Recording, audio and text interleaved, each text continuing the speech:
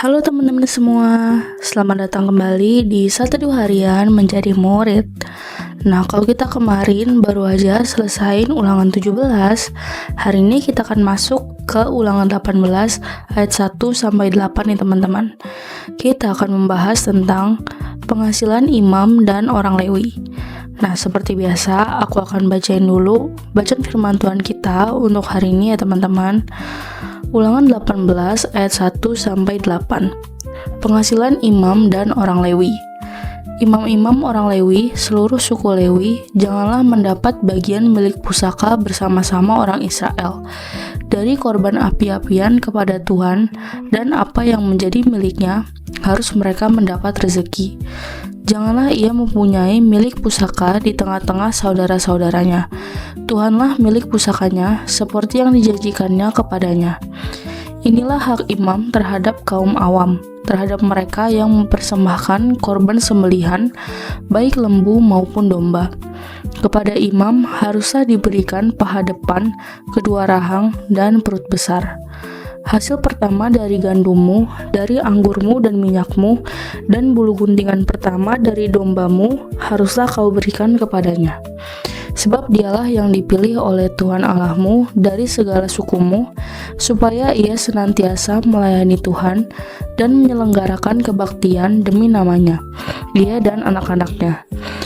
Apabila seorang Lewi datang dari tempat manapun di Israel, di mana ia tinggal sebagai pendatang, dan dengan sepenuh hati masuk ke tempat yang akan dipilih Tuhan, dan menyelenggarakan kebaktian demi nama Tuhan Allahnya, sama seperti semua saudaranya, orang-orang Lewi yang melayani Tuhan di sana, maka haruslah mereka mendapat rezeki yang sama, dengan tidak terhitung apa yang ia peroleh dengan menjual harta nenek moyangnya. Ya, jadi demikian teman-teman bacaan firman Tuhan kita untuk hari ini. Ayo sekarang kita langsung masuk ke renungannya guys. Oke guys, kalau kemarin kita belajar tentang raja yang diperkenan Allah, hari ini Musa mengajak kita melihat kelompok yang berbeda, yaitu para imam dan orang Lewi. Ketika bangsa Israel memasuki tanah perjanjian, setiap suku akan menerima bagian tanah pusakanya masing-masing. Tanah itu menjadi sumber kehidupan, penghasilan, dan masa depan keluarga mereka. Tetapi ada satu suku yang berbeda, suku Lewi. Mereka tidak menerima tanah pusaka seperti suku-suku lainnya, karena Tuhan berkata, Tuhanlah milik pusakanya. Wah, terdengar aneh ya guys. Di saat suku lain menerima tanah, kebun, dan ternak, orang Lewi justru menerima sesuatu yang jauh lebih besar. Mereka menerima hak istimewa untuk hidup dekat dengan Allah dan melayaninya. Identitas orang Lewi tidak dibangun atas apa yang mereka miliki, melainkan siapa yang memiliki mereka, atau mereka milik siapa. Kehormatan terbesar mereka bukanlah harta benda, melainkan hubungan khusus dengan Allah yang memanggil mereka.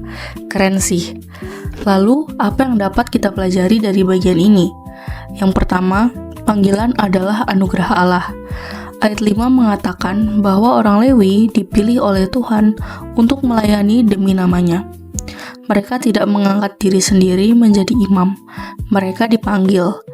Namun, panggilan Allah tidak menghilangkan tanggung jawab manusia.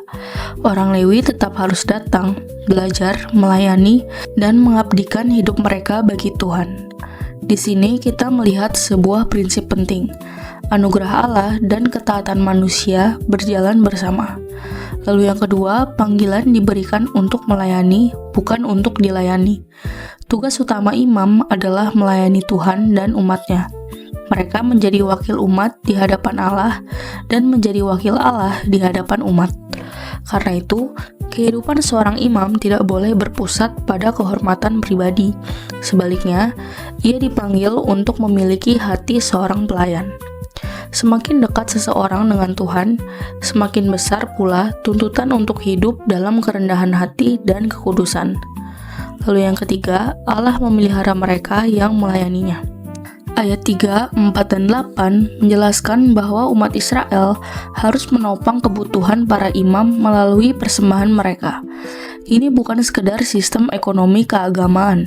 Ini adalah cara Allah menunjukkan bahwa Dia bertanggung jawab memelihara orang-orang yang melayaninya.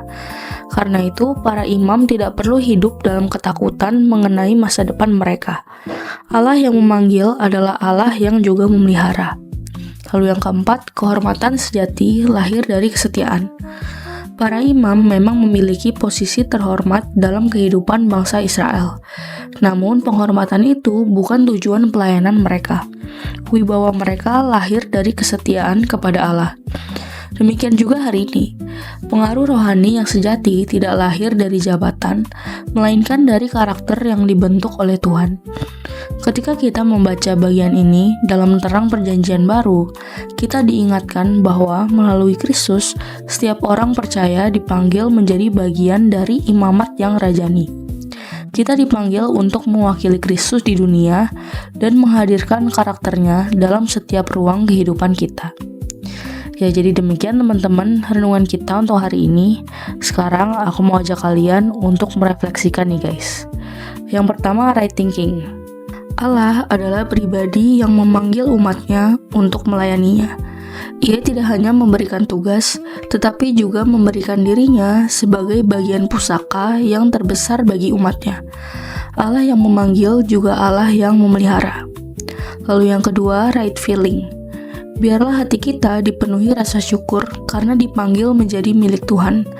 Pada saat yang sama, milikilah kerendahan hati karena setiap panggilan dari Tuhan adalah anugerah, bukan prestasi pribadi. Dan yang ketiga, right acting.